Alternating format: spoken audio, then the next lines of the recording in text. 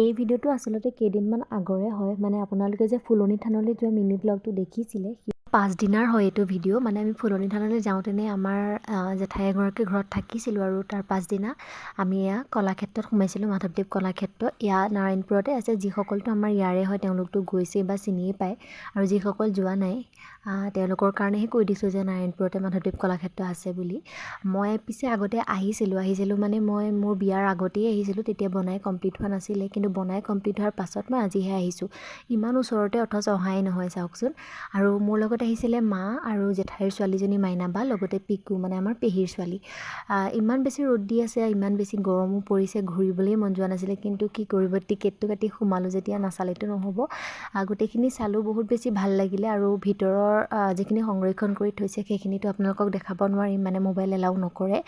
বাকী যিখিনি পাৰিছোঁ অলপ অলপ আপোনালোকক দেখাইছোঁ। আপোনালোকো আহিব, চাব, বহুত বেছিয়ে ভাল লাগিলে। পাছত কেতিয়াবা গ'লে ভালকৈ আকৌ দেখাম। আমাৰতো ঘূৰিবলৈ মন আছিলেই, কিন্তু মায়ে ৰ'দত ঘূৰি ফুৰিবলৈ মন কৰা নাই, সেইকাৰণেই আচলতে সোনকালে আমি ওলাই দিলোঁ। বাকী ভিডিঅ'টো চাই কেনেকুৱা পালে জনাব, যদি কোনোবা আহিছে সেইটোও কমেণ্টত জনাব। বাৰু আজিলৈ আহিছোঁ দেই, আকৌ লগ পাম নতুন এটা ভিডিঅ'ত।